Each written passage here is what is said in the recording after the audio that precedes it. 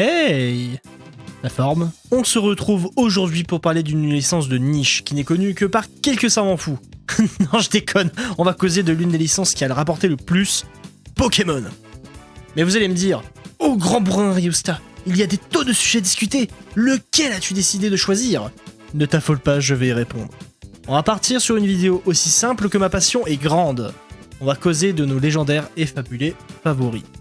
Et oui, je dis bien on, pas d'inquiétude, je ne commence pas à avoir un rouleau en moi. C'est bien car j'ai un invité. Oui, t'as vu, on évolue, on commence à avoir des guests, franchement là, la chaîne elle explose. Et d'ailleurs, ce sera lui qui va ouvrir le bal de la vidéo. Laissez place à mon lapin préféré. Il a des avis frauduleux sur Mashle, mais possède un excellent esprit d'analyse quand il s'agit d'œuvres telles que Dragon Ball. Grand fan de l'AMU, laissez place au légendaire, au magnifique, mais extrêmement malveillant Nasake.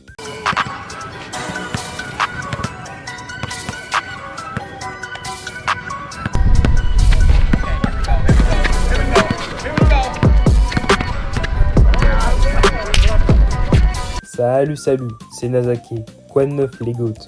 En dehors du fait que je me prenne une balle complètement gratuite de la part des Ryusta, ça reste un plaisir de faire cette vidéo avec le frérot. Surtout sur ce sujet car il y a vraiment des choses intéressantes à dire. On peut dire ce qu'on veut sur la licence, mais il y a tellement de raisons d'aimer un Pokémon que c'est forcément intéressant de le développer. Surtout quand c'est un légendaire ou alors un fabuleux qui est généralement plus travaillé que les autres Pokémon, que ce soit en termes de statistiques, de lore ou encore de design. De notre côté, on a suffisamment développé pour que ça aille plus loin que simplement j'aime bien le design, même si c'est pas gênant évidemment. Je peux donc d'ores et déjà dire que vous allez bien manger. Et sans plus attendre, on va commencer tout de suite par l'Ultra Chimère de la 7ème génération. J'ai beaucoup d'amour pour ce Pokémon et ce pour plusieurs raisons. En premier, son design que j'aime bien et on voit qu'ils ont voulu faire beaucoup de choses avec lui. On a son design de base qui est cohérent avec le fait que ce soit sa version affaiblie vu qu'il n'a plus de lumière étant sa source d'énergie. Ensuite, on a sa version possession de Solgaleo Lunala que certains appellent Ultra Solgaleo ou Ultra Lunala que je trouve vraiment très intéressante même si j'ai une bonne préférence pour Solgaleo. Et enfin, on a sa version Ultra qui est juste excellente. Ce que j'aime bien avec la version Ultra, c'est qu'on a plusieurs variantes. Le moment juste avant qu'ils se transforment, qui a un design différent, où il est un peu noir justement. Et ensuite, on a son design qui est pas totalement illuminé. Et enfin, le design que l'on connaît, où il est tout jaune. On peut voir ces différents designs sous certains artworks que vous verrez. Et vraiment, je trouve le concept stylé. Ce serait un peu comme si vous voulez Zekrom, Reshiram, même Kyurem noir ou Kyurem blanc, justement, qui est une forme qu'on appelle Turbo Riser, où en fait leur cœur en fait est active. C'est un des meilleurs designs objectivement vu le taf qu'il y a derrière. Ensuite, j'aime beaucoup le petit pic de difficulté qui nous attend quand on l'affronte. Même si en vrai à mon deuxième essai je l'ai battu grâce à une IA qui était peu intelligente parce qu'elle n'arrivait pas à comprendre que mon Oratoria c'était en fait un Zoroark. Du coup ça spammait Photogeyser qui est une attaque de type Psy. Et donc étant donné que Zoroark est du type Ténèbres, ça ne l'affectait pas. Mais en tout cas, mon premier essai, je me suis juste fait sweep parce que bon, vous mettez un des meilleurs légendaires du jeu avec en plus toutes ses stats boostées par 1. Voilà, vous comprenez bien que on se fait rapidement soulever si on n'est pas préparé. Ce qui m'est arrivé du coup. Et c'est assez rare pour que je puisse le souligner. Et c'est une très très bonne réussite. Franchement, j'aime beaucoup Necrozma.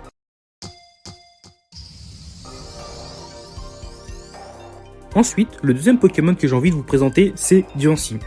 La 6ème génération a vraiment marqué un tournant chez les Fabuleux, qui sont d'ailleurs mes préférés de toute la licence, et Diancie le représente assez bien. C'est le premier et d'ailleurs le seul Fabuleux à posséder une méga évolution. Comme autre palmarès, vous pouvez aussi dire que c'est le seul Pokémon à présenter une méga évolution parmi les Pokémon de la 6ème génération. Vous faites ce que vous voulez de cette information. Bon, en vrai je dis ça, on a eu légende Pokémon Z. Donc il va y avoir d'autres, j'espère, Pokémon de la 6ème génération qui vont avoir une méga évolution. Mais bref. Donc, mais pour revenir au sujet, c'est ça qui le rend vraiment unique malgré le fait que visuellement il se démarque pas énormément des Fabuleux. Malgré que j'aime beaucoup parce que chez les Fabuleux, on retrouve souvent cet archétype justement des Pokémon Fée, des Pokémon Pixie. Donc ce seront des Pokémon qui peuvent voler, voilà, des Pokémon qui ne seront pas extrêmement grands. Donc on reste dans cet archétype là, mais c'est suffisamment bien fait pour le noter. Ensuite je vais revenir sur la méga, mais j'aime beaucoup qu'elle demande une réflexion avant d'être utilisée vu que ça sacrifie pas mal ses bonnes défenses pour de meilleures stats offensives. Pour vous faire un ordre d'idée, il perd 40 de stats dans chaque défense pour gagner 60 dans chaque stat offensive, dont la vitesse. Et donc oui, c'est pas forcément pour faire une analyse stratégique, mais On aime bien qu'il y ait justement une réflexion poussée sur la méga évolution. Et petit point anecdote tout particulier, mais il représente la période théorie de X-Ray où il y avait tellement de choses mystérieuses et non exploitées qu'on s'inventait 10 000 théories. Et Jancy, c'était avec le cadran solaire de Fluzel ainsi que des Stracy. Une très très belle époque, franchement, il fallait être là, je vous le dis.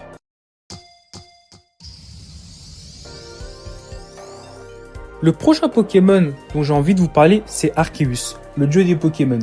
Considéré comme un fabuleux, choix que j'ai d'ailleurs toujours trouvé assez étrange parce que c'est le dieu des Pokémon, c'est avec lui que l'univers a commencé, donc ça me paraît un peu bizarre qu'il ne porte pas le statut de légendaire.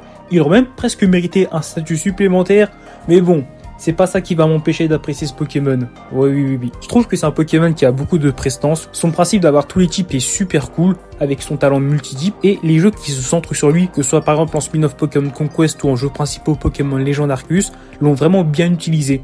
Alors ça joue beaucoup sur mon appréciation du Pokémon. Ce qui est bien avec les licences Pokémon, c'est que, notamment sur les Pokémon, on les apprécie pour énormément de raisons. Que ce soit ce qu'ils valent, donc leur talent, leur capacité, etc. Mais il y a aussi comment ils sont utilisés dans des spin-offs, dans des films. Il y a énormément de moyens d'apprécier un Pokémon et on est complètement dans ça dans Arceus. Et petit fait marrant, mais ce qui me fait rire avec les deux jeux que j'ai pris en exemple, c'est qu'ils ont tous les deux rendu Arceus plus craqué qu'il n'était déjà. Pokémon Conquest lui a donné le talent Omnipotence qui lui donne une neutralité offensive sur tous les types, des restes intégrés, on peut même dire Régé Force intégré, et une sorte de talent Lévitation. Donc oui, le nom est très très bien choisi. Et du côté de Legend Arceus, on lui a donné ce qu'on appelle la plaque légende. Si elle existait dans les jeux principaux, il serait banni à vie tellement c'est OP.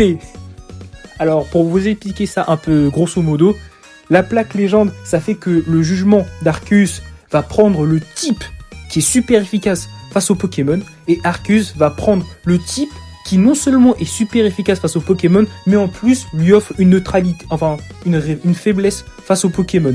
Évidemment, si ce n'est pas possible, voilà, ça va juste prendre un type qui est super efficace. Prenons un exemple.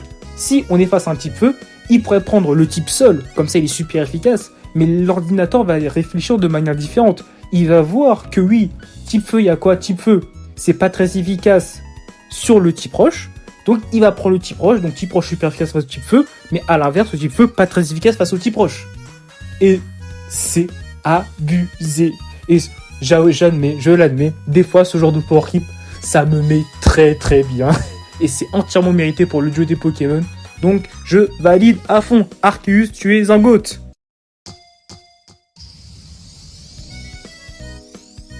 Le prochain légendaire de ma liste non exhaustive, c'est Mewtwo. Alors oui, je suis totalement d'accord. Mewtwo n'est pas le Pokémon le plus original dont j'aurais pu parler parmi l'intégralité des légendaires et fabuleux qui existent. Je suis entièrement d'accord. Donc c'est pour ça que je vais pas non plus trop m'attarder dessus, mais je vais quand même vous proposer de vous parler de mon expérience avec Mewtwo qui, selon moi, est assez intéressante. La raison principale pour laquelle j'aime Mewtwo, c'est notamment les spin-offs. Bon, évidemment, t'as les films qui ont fait un bon travail. Le premier film était bon. Le film avec Genesect était très intéressant pour voir le parallèle entre ces deux Pokémon qui ont été créés par différentes teams. Mais dans Donjon Mystère, il a une aura qui est différente et une aura qui est super intéressante. On lui a donné une aura de boss insupportable, et c'est si un peu kiffant. Dans l'équipe de secours, on doit faire 99 étages pour pouvoir le battre. Certes, il n'est pas ultra compliqué en tant que tel, mais son donjon qui est compliqué puisque 99 étages, vous vous doutez bien, vous le faites pas en 5 minutes. Et dans Pokémon Méga Donjon Mystère, il n'y a pas de donjon à faire, mais par contre, c'est un boss simple, mais avec deux phases. Donc la première normale, la deuxième c'est en méga évolution Y, et il a 2000 PV. C'est extrêmement malveillant de la part des développeurs, et sachez que vous avez du sang sur les mains. Vraiment.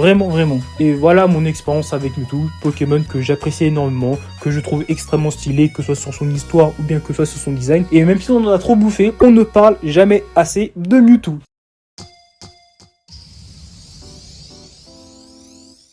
L'avant-dernier Pokémon de cette liste non exhaustive, c'est un Pokémon fabuleux de la 5e génération, aka la meilleure, Victini, le Pokémon Victoire. Alors, pour le petit contexte, c'est avec la 5e génération que les fabuleux ont commencé à changer, même si c'est vraiment la 6e génération qui a apporté cette révolution chez les fabuleux. que ce soit avec des Pokémon comme Volcanion qui ne fait pas du tout fabuleux, parce qu'avant les fabuleux on avait plus l'habitude que ce soit dans l'archétype des Pokémon qui sont petits, qui sont un peu mignons. La Volcanion il fait vraiment beaucoup plus légendaire du style Raikou Entei Suicune. Ou bien alors Upat qui fait vraiment gros légendaire à la Dialga, Palkia, Giratina. Et pour revenir un peu sur la 5e génération, là on est aussi sur des fabuleux qui ont une importance un peu plus prononcée dans l'histoire, que ce soit Victini qui a des antécédents avec la Team Plasma, ou alors Genesect qui a littéralement été créé par la Team Plasma. Donc on est sur quelque chose déjà de plus intéressant que ce qui a été fait avant, et c'est vraiment très appréciable. Bon, maintenant pour aller plus précisément sur Victini, c'est un coup de cœur inattendu. Déjà j'aime beaucoup son design, j'aime beaucoup aussi le fait que son concept soit la victoire, parce que c'est très abstrait et fallait y penser. En plus ça va très bien avec toute la thématique de la 5e génération qui se base beaucoup sur des concepts, que ce soit l'idéal, que ce soit la réalité. On est beaucoup dans ça et donc Victini se porte très bien sur ça. Ensuite, niveau move pool, franchement j'ai connu Victini avec un événement où en fait il pouvait apprendre charge fou et il pouvait aussi apprendre flamme bleue. Donc juste avec ça, je me dis ouais, le Pokémon est trop stylé. Voilà le petit côté enfant qui sort bien évidemment. Et même son attaque signature au coup victoire, qui m'a bluffé, j'aimais beaucoup l'animation, et le fait que ce soit l'attaque signature qui est le plus de force, 180 de puissance, et ben ça m'a vraiment intéressé. J'ai toujours voulu l'avoir et j'ai mis très longtemps avant de savoir que c'était une attaque bloquée à un événement, et que donc du coup bah moi la seule attaque signature de Victini que j'aurais, bah c'est incendie. Ouais, petite délusion enfant, voilà.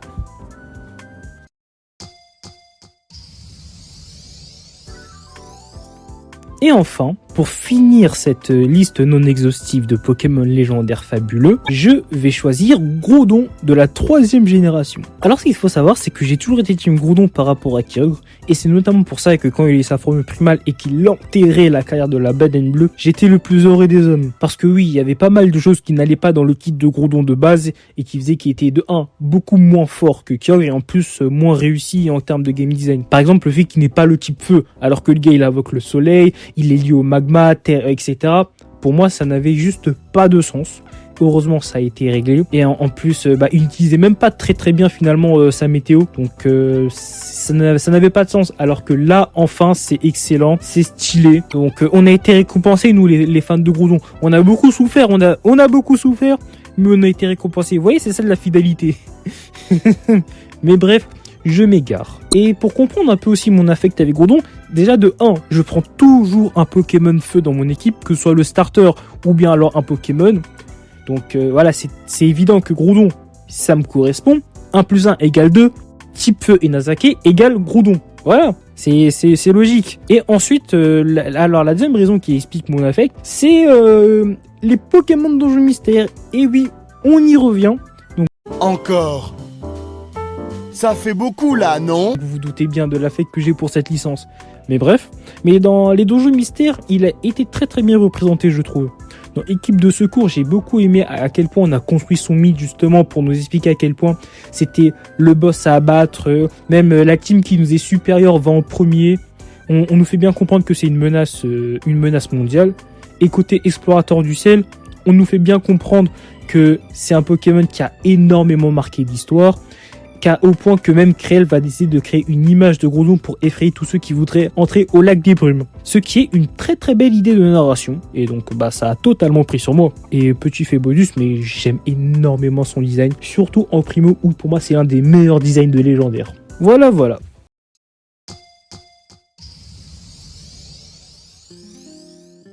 On commence fort avec le légendaire qui m'a le plus matrixé durant mon enfance. Le pire, et que je ne l'avais même pas connu en premier via le jeu, mais via le film, qui est totalement incroyable. Son rôle en tant que gardien des oiseaux légendaires lui donne vraiment une grande stature. J'apprécie grandement son histoire dans les jeux Le Lion à Ho-Oh et notamment à la Tour de Cuivre. Cependant, il y a bien une chose que je n'ai jamais compris chez Lugia. Une chose qui m'a toujours dérangé. Son putain de type Psy. Je veux dire, c'est quoi le projet? C'est un Pokémon reposant dans les abysses, qui ressemble à un immense pléiosaure avec des ailes en guise de bras. Et vous allez me dire que vous avez pas eu l'idée de lui mettre le type haut. Mais c'est tellement illégal, c'est presque de la provocation de pas lui donner le type. Bon, après, je sais, il y a une théorie pour le type psy, et elle est pas déconnante. Hein. Ce serait qu'en gros, ce serait avec l'aide de son puissant esprit qu'il aurait créé les Tourbilles. Alors de base, c'était une grande île, et c'est devenu une archipel de la sorte. Le souci, c'est que les remakes, racontent la même chose. Le problème, c'est que ce n'est pas son puissant esprit, mais c'est bien des éclairs qu'il a produits, qui ont déchiré en fait l'île en archipel. Dommage. Malgré ça, il reste l'un des Pokémon les plus iconiques. Par contre, ne me parlez pas de la forme obscure dans Pokémon DX. C'était pas beau, c'était vraiment pas bien. Respectez Lugia, bordel de merde.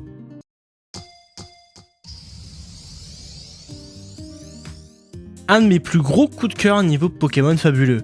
Déjà, il possède le type combat qui le fait déjà partir avec 10 points. Bien entendu, il a une bonne bouille, il est mignon, il est très mignon, et lorsqu'il était sorti, c'était un monstre en stratégie. Le machin tape comme un bourrin, il est extrêmement rapide, possède un double type résisté par aucun Pokémon à cette époque. Il possède également une capacité signature tapant à 90 et volant les boosts de l'adversaire. Derrière sa bouille toute mimi, il enclenchait l'adversaire en légende. J'en ai un peu parlé, mais il est le premier Pokémon Spectre à avoir le type combat. Et c'est d'ailleurs le premier Pokémon Spectre combat, tout simplement. Il est le premier d'un genre totalement banger. Félicitations pour ça. Puis je suis totalement obligé d'en parler. Son Z-Move, Faucham des 7 étoiles, qui est clairement une référence à Octonoken, et c'est merveilleux. Ça donnerait presque envie de le spammer à chaque moment, son putain de Z-Move. Je regrette que dans les jeux, il n'a pas de grand rôle, là où dans le film Pokémon Je te choisis, Marshado est vraiment le guide et celui qui mettra au défi le fameux héros, le porteur de la plume arc-en-ciel. Et son combat contre Sacha et son équipe était vachement cool, c'était plein d'émotions. La bonne recette gagnant.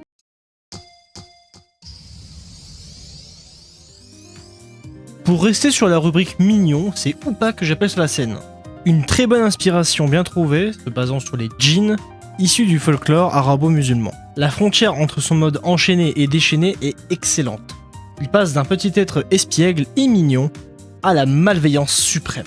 Le fait qu'il puisse convoquer d'autres légendaires le rend d'autant plus terrifiant. Et le fait qu'il puisse 1v2 Groudon et Kyogre montre très clairement qu'il ne joue pas dans la même cour. Et j'ai vraiment énormément apprécié son film. À mon sens, c'est vraiment le film Pokémon qui est réalisé dans la plus grande démesure que la licence n'ait jamais connue. Hoopa et son ombre qui s'invoquent des légendaires et se tabassent avec, c'était une grande folie. Puis sans parler d'invoquer des légendaires via ses anneaux, le fait qu'il puisse passer à travers les dimensions est totalement craqué. Son impact sur l'univers lui-même pourrait aboutir à la fin du monde s'il était tout le temps en forme déchaînée. Heureusement, il sait se maintenir. En tout cas, ça, c'était un Pokémon bien bourrin.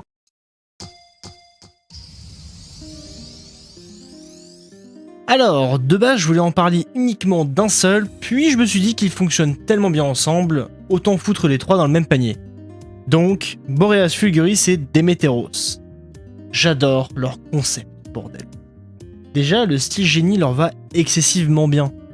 Et je ne parle même pas de leur forme totémique qui est stratosphérique. Mais regardez-moi leur style, regardez-moi ce style, c'est incroyable, c'est exceptionnel.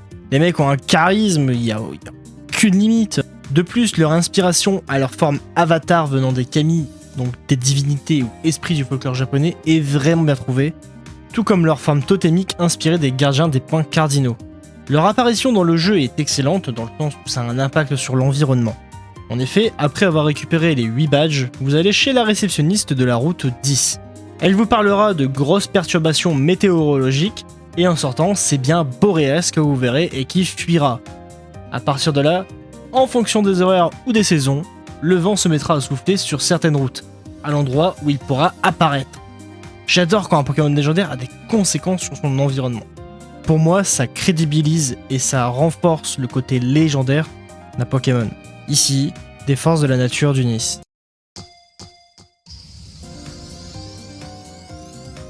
Bien que j'ai été dégoûté que le jeu dans lequel il était issu ne soit pas fini, j'ai un amour particulier pour Coraidon. Déjà, c'est vraiment le chat ultime, il est très attachant, bien que ce goinfre nous flingue tous les sandwichs que tu crées avec Pepper. Vraiment un gueulard, ce bel enfoiré. Regardez-moi ses yeux de merlan en frites, t'implorant de lui donner le sandwich ou tu lui briseras son petit cœur. Ah, nous sommes si faibles face à lui. Bon, son design qui est clairement inspiré d'un kaiju m'a directement mis d'accord avec quel jeu j'allais prendre entre Écarlate et Violet. Tu couples ça à son type Dragon Combat et là, tu peux être certain qu'il figure dans ma team. Son attaque signature Nitro Crash est certainement l'une de mes préférées de toute la licence Pokémon. Ça tape fort, c'est bourrin, c'est type combat, c'est clairement mon délire. Puis merde, il est quand même dépeint dans le Pokédex comme une créature qui, d'après un vieux récit d'exploration, aurait fendu la Terre par la force de ses poings. Je n'ai pas plus besoin de raison pour l'adopter.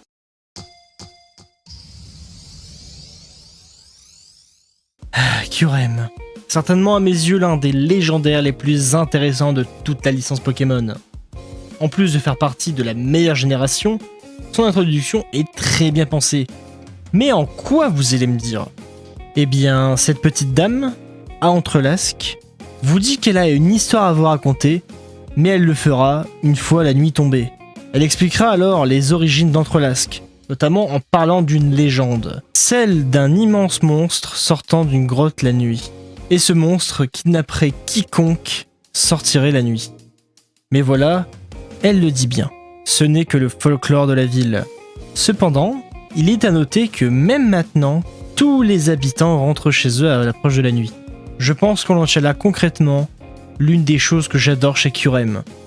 Sa présence a des conséquences sur le monde autour de lui, et surtout sur les humains. Il change drastiquement leur habitude, et ça depuis des milliers d'années. Ce n'est pas grand chose, ce n'est que quelques lignes de dialogue, mais ça donne beaucoup d'immersion à l'univers Pokémon. Autre que cet aspect, il est également le Pokémon signature de mon personnage favori de la licence, le grand, magnifique et exceptionnel Getis. Il y a tellement de choses intéressantes à dire sur Pokémon qu'il mériterait une vidéo à part entière.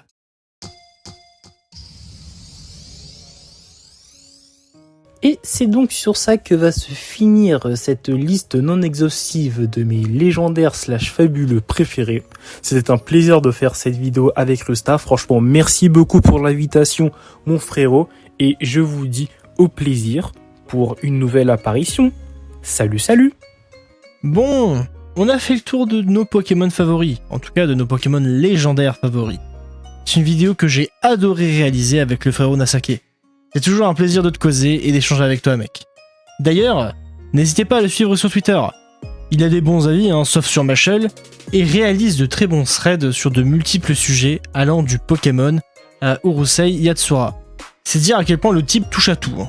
Pour cette vidéo, on a vraiment voulu vous dire pourquoi ils étaient nos favoris.